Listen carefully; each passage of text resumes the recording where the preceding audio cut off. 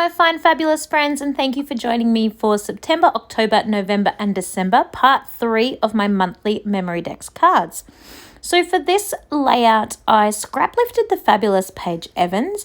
I took just a normal love heart off the internet and turned it into sort of a layered love heart, just getting them smaller and smaller and smaller and smaller.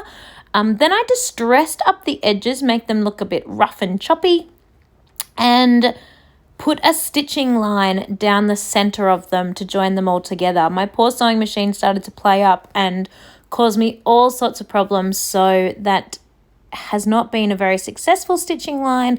So I covered it in sticky tape on the back, and I'm just hoping for the best. And now I am popping on my letters for September. These I have embossed in white, and I've decided to just stick them on top of the love heart here. Even though the love heart sort of is layered and I could sort of bend it up and add some texture and some dimension, I really want you to see the word September. So I'm actually going to stick it on top of the bottom sort of 3 sections of the love heart, and I'll just fold up the smaller ones on top of it, just so you don't lose the word. Then I have fussy cut these florals. They were just off a piece of paper I found in my scrap folder. Someone will recognize and be able to tell me the collection it's from. I cannot for the life of me remember. Something super old, I know that much. And I know it's got green and sort of cream colored stripes on the other side, but I don't remember this paper, so I'm very sorry for that. But all of the love heart paper and all of these floral papers, I just pulled random supplies out of my stash. So out of my scrap bin, I just picked things that sort of made a rainbow effect and kind of coordinated together. Now I'm having a look through these stickers.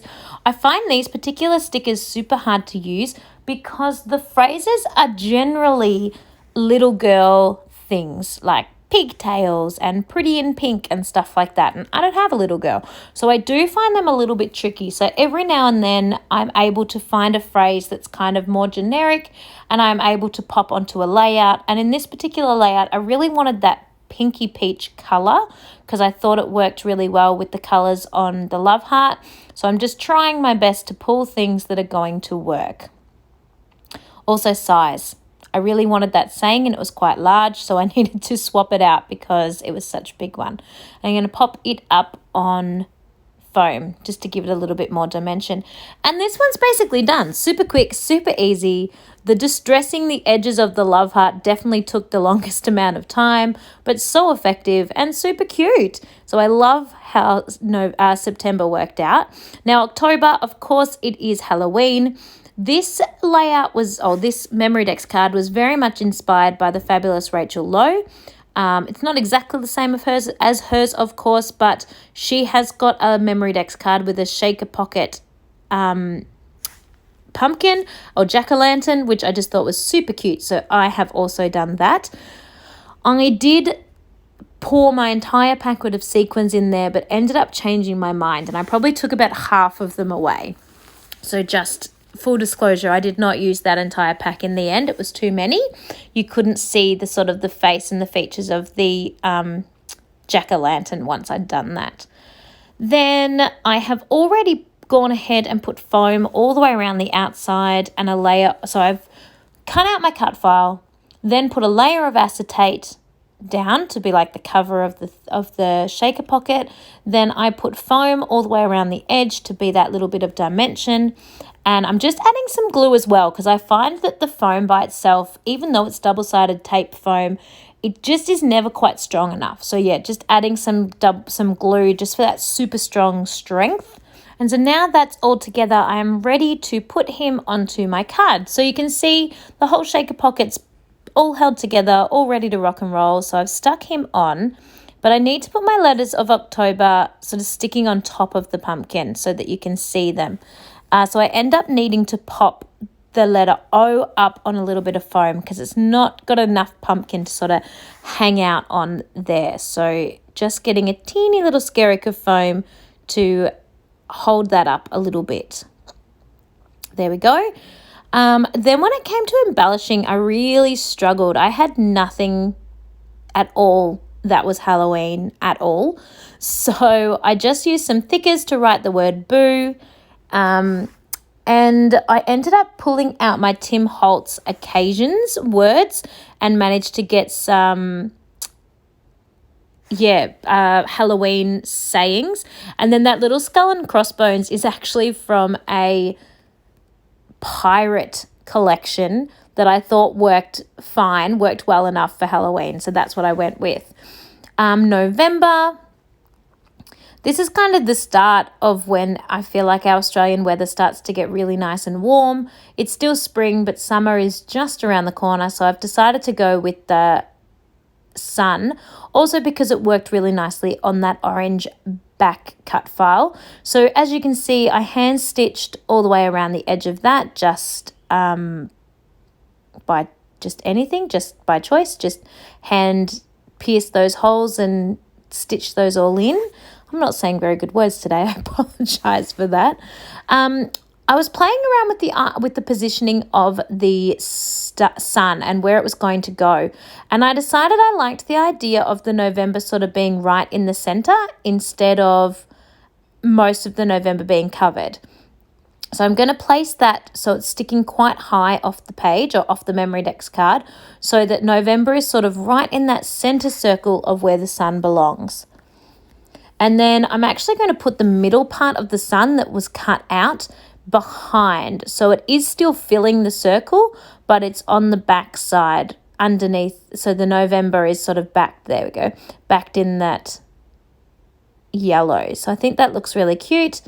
And then I'll put November in on top. And now again, I do need to pop these up on foam because I need them to sit on top of the sun, which is a real pain because they're so teensy tiny little sections, but it's going to look nicer in the long run. So that's what I'm going to go with. The November has been cut out using copper, I believe. Not cut out, it's cut out with paper, embossed using copper. So I'm really happy with how that looks.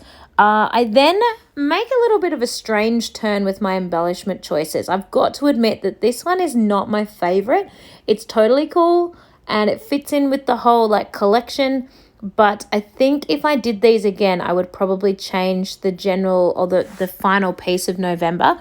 I think I'd add a few more normal embellishment pieces, and I'll explain that to you a little bit better when we get there.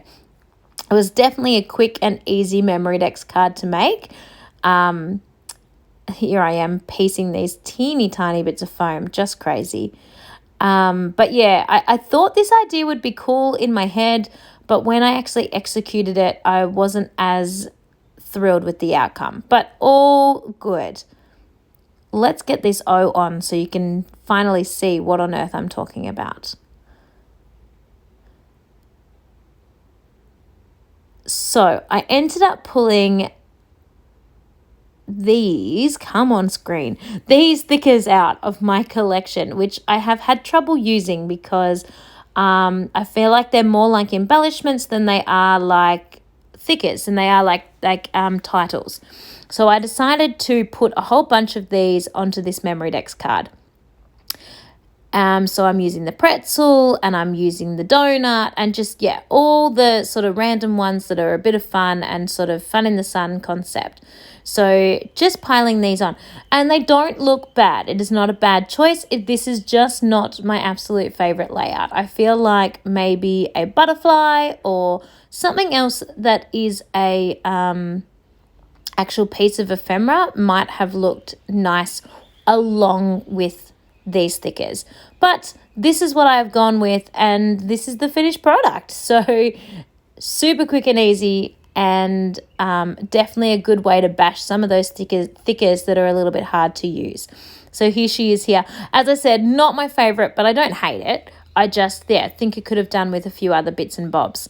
Now for December, this one is one of my favorites. I love Christmas though, so that's probably also why.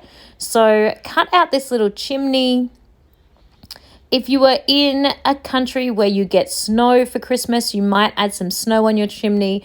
We are not, so I kept my chimney just nice and grey-brown because, we don't have any snow here. I could have done it anyway, but chose not to. Just cutting out the holes where the straws need to be so that that's not covered up and so that I can get them onto the straws. Beautiful.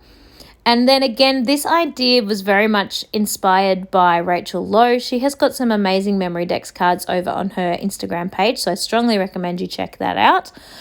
She did this similar idea, sorry about my head, of putting the Santa's legs upside down going into the chimney.